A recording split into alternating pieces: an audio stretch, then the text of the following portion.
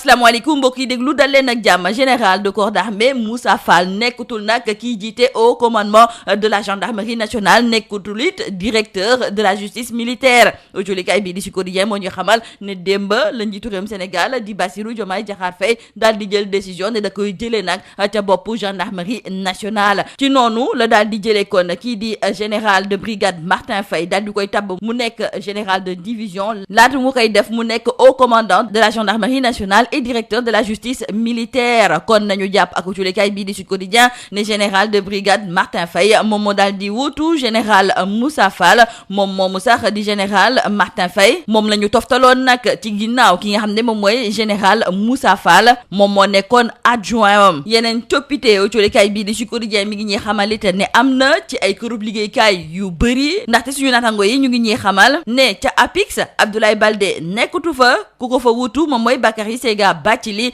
nekk spécialiste en management de projet. Pape Alé Niang léegi moom mooy directeur général bu RTS moom moo fa daal di wuutu Racine Talla. Waly Diouf Bodian nekk inspecteur principal des impôts et domaines moom moo nekk léegi ca port autonome de Dakar wuutu na fa Mountaga Sy. Cheikh Mamadou Abiboulaye Dièye nekk ingénieur en génie et travaux publics léegi moom mooy directeur général bu aéroport international Blaise Diagne daal dina fay wuutu Abdoulaye Dièye. ba léegi ci coppite yi nga xam ne daal dinañu koy nemmeeku ci bopp ay kërub liggéeykaay yu bëri ñu ngi ñuy xamal ne kii di Fadilou Keita nekk manager en gestion financière moom léegi nag moom moo daal di wuutu Cheikh Issa Sall fa li nga xam ne moom mooy ca caisse des dépôts et consignations. suñu naataango yi yemuñu foofu tamit ndax ñu ngi ñuy xamal ne Maguette Kane inspecteur des postes et services financiers léegi moom mooy directeur général bu poste. ki nga xam ne kon moom mooy Bassirou Kébé moom moo daal di wuutu Mamadou Diansy Meng foofu nga xam ne moom mooy ca SNHLM. Mohamedou Mokhtar Magasuba moom léegi moom mooy directeur général bu SICAP. ci biir colikaay bii di l'évidence suñu naataango yi tamit di ñëwaat ci yenn ci ay coppite yoo xam ne daal dinañu koy nemmeeku ginnaaw ndajep conseil des ministres. suñu naataango yi di ñu xamal ne Pape Alé Niang Waly Diouf Bodian Fadilou Keita ñooñu ñëpp tabb nañu leen ñu daal di nekk ay DG ci boppu kërub liggéeykaay yi. boobu fekk na ne kii di Abdoulaye Baldé Mountaga Sy Mamour Diallo dàq nañu leen fa ñu nekkoon. général Moussa Fall culikaay bii di l'évidence daal di gis kon ne kii di Bassirou Diomaye Diakhar Faye dàq na ko ca poste ga mu nekkoon teg fa nag général Martin Faye. tribune yéen kaay ne benn weer rek ginnaaw kon ba ñu tabbee Bassirou Diomaye Diakhar Faye indi na ay coppite nag ci bopp yenn ci ay kuréel yu bëri ñu daal di gis ñenn ñi moom daal di nañu leen récompenser bu baax a baax. ñu ràññee ci nag ki nga xam ne de moom mooy général Martin Faye mi nga xam ne moom moo wuutu léegi général Moussa Fall. suñu naataango yi di ci yokk di xamle ne Waly Bodian ma nga ca port, Fadilou Keita ma nga ca CDC, docteur Cheikh Dieng ca ONAS, Pape Alé Niang ca RTS, Cheikh Bamba Dièye ca AIBD. démb it ci ndajep conseil des ministres culikaay bii di Rewmi Quotidien moo ñuy xamal ne xeex gi ñu war a xeex jëmale ko nag ci wàllu dundu gu seer gi waxtaane nañu ko fa bu baax a baax. loolu sax moom moo tax ba njiitu réewum Sénégal di Bassirou Diomaye Diakhar Faye moom daal di ne xamle ne bëgg na ci ni mu gën a gaawee ñu daal di ko fii taxawal benn plan d'urgence nag soxla na ko laata fukki fan ak juróom ci weeru mai.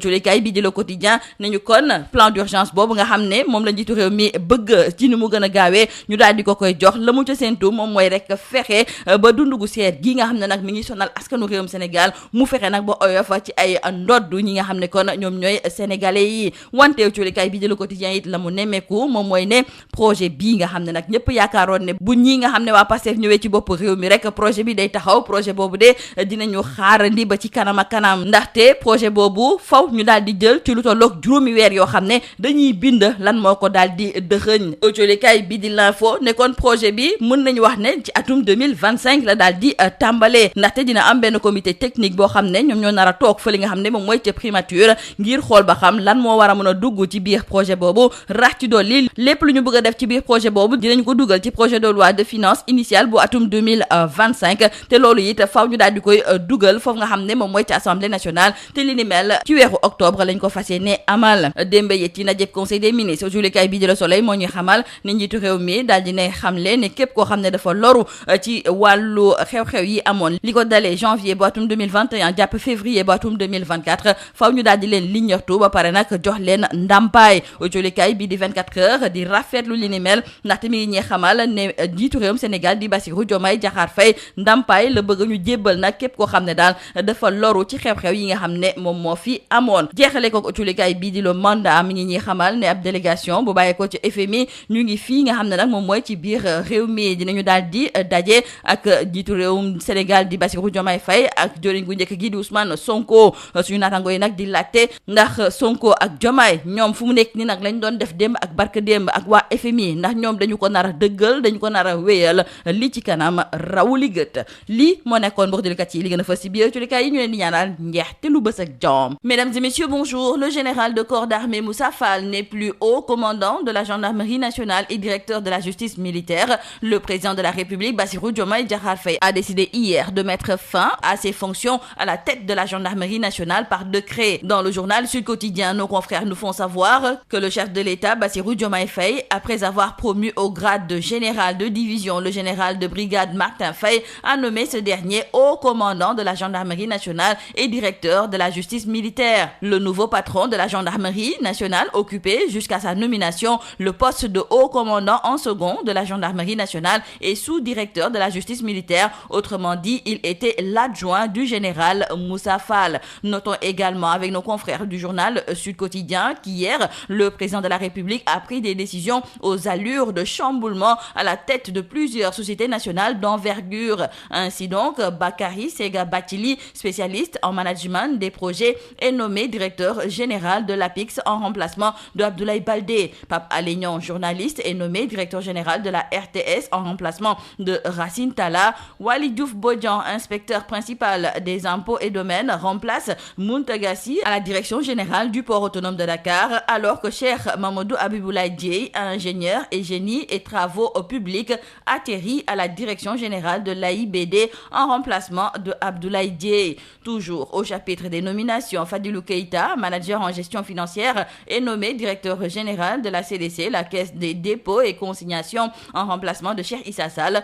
Maguette Kane, inspecteur des postes et services financiers, hérite de la direction générale de la Poste. Bassirou Kébé est désormais le directeur général de la SNHLM et Mohamedou Mokhtar Magasuba, spécialiste en finance d'entreprise, est bombardé directeur général de la SICAP. C'est la grande purge, titre nos confrères du journal Libération, qui reviennent également sur ces nominations qui sont intervenues hier. Ainsi donc, Pape Alé Niang, Waly Diouf Bodian, Fadilou Keïta, etc. ont été promus et pendant ce temps, Abdoulaye Baldé, Mountaga Sy, Mamour Diallo ont été limogés. Et c'est l'heure des récompenses, écrivent nos confrères. Le général Moussa Fall limogé, Martin Faye promu, Waly Bodian au port, Fadilou Keïta à la CDC, Dr Cheikh Dieng à l'ONAS, Pape Alé Niang à la RTS et Cheikh Bamba Dièye à l'AIBD. Et il faut noter avec nos confrères du journal Rewmi Quotidien qu'hier en Conseil des ministres, la lutte contre la vie chère a été au cœur de cette réunion. Et face au gouvernement, le chef de l'État a rappelé le caractère prioritaire de cette question.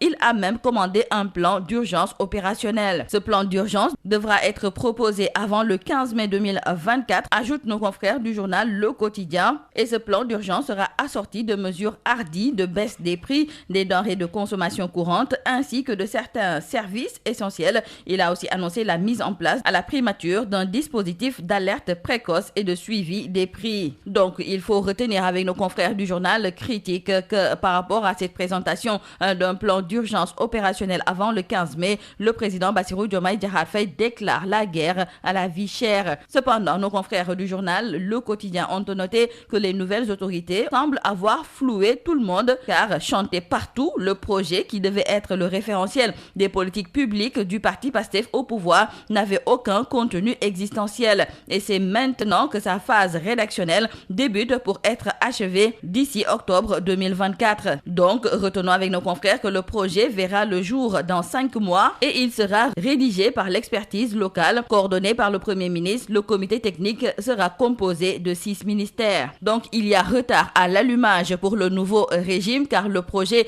a été finalement décalé en 2025 et ce projet portera exclusivement le sceau de l'expertise sénégalaise et sera achevé au 3e trimestre de l'année 2025. 2024. Nos confrères du journal L'Info nous font savoir par la même occasion que la première phase du plan d'action pluriannuel du projet sera inscrite dans le projet de loi de finances initiale 2025 qui sera soumis à l'approbation de l'Assemblée nationale au début du mois d'octobre prochain. Hier, toujours en Conseil des ministres, le président de la République a demandé au Premier ministre de mettre en place une commission qui devra identifier les victimes et procéder à l'évaluation des préjudices subis ainsi qu'à la prise en charge effective des blessés en cours de traitement. Nos confrères du quotidien Le Soleil qui nous en parlent d'ajouter donc que concernant les manifestations politiques entre janvier 2021 et février 2024, l'indemnisation des victimes est annoncée. Victimes des événements de janvier 2021 à février 2024, Bassirou Diomaye Diakhar Faye pour une indemnisation.